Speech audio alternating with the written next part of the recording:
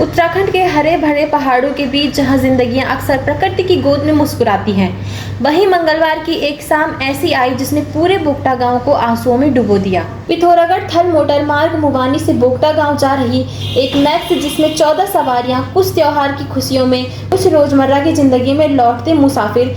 लेकिन भंडारी गांव पुल से बस 1 किलोमीटर आगे 150 फीट गहरी खाई और एक बरसाती नाला, एक झटका, एक फिसलन और फिर सब कुछ खत्म। मैक्स अभियंत्रित होकर खाई में जा गिरी। गाड़ी के पर खच्चे उड़ गए, शरीर बिखर गए, सपने चकनाचूर हो गए। ग्रामीण दौड़े, किसी ने एम्बुलेंस को फोन किया, किसी ने नाले में उतर घायलों को खींचा, लेकिन 6 जिंदगियां तो ऐसे पल भर में खत्म हो चुकी थी। कुछ ही देर में अस्पताल में 2 और ने दम तोड़ दिया। 8 साल की सिमरन और 40 वर्षीय ड्राइवर नरेंद्र सिंह। 8 घरों में आज चूल्हा नहीं जला। 7 जनाजे एक साथ गांव में निकले। बोगटा गांव के आंसू इन पहाड़ों ने भी शायद पहली बार महसूस किए। सिमरन की वर्ष 8 साल बचपन जो कभी स्कूल नहीं लौटेगा। तनुजा 14 वर्ष, विनीता 15 वर्ष की 2 सगी बहनें, 2 कक्षाएं एक साथ खाली हो गई।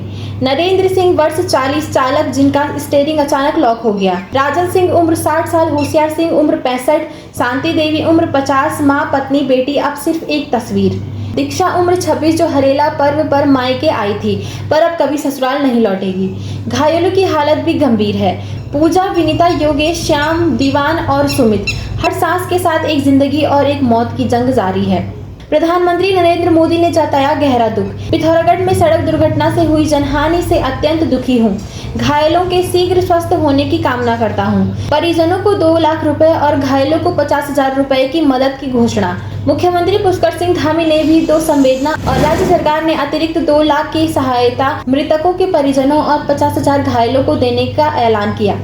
कागजों पर राहत की घोषणाएं दर्ज हैं, लेकिन उस मां की खाली गोद का मुआवजा क्या हो सकता है? उस पिता की टूटी कमर का सहारा कौन बनेगा? या उन बहनों के स्कूल बैग और किसे दिए जाएंगे?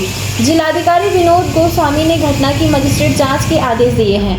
कारण प्रारंभिक रिपोर्ट कहती है स्टीयरिंग लॉक, लेकिन असली सवाल यही है, क्या ऐसी पहाड़ी सड़कों पर चल रही जर्जर गाड़ियों पर अब कोई लगाम लगेगी? ये सिर्फ एक हादसा नहीं था, ये एक चेतावनी है सड़कों की, सिस्टम की और हमारी जिम्मेदारी की। शायद अब वक्त आ गया है कि ऐसी घटनाओं को नियति कहकर टालने की बजाय इन्हें रोकने की ठोस पहल की जाए। श्रद्धांजलि उन सभी को जिनकी जिंदगियां इन बरसात में बह गई।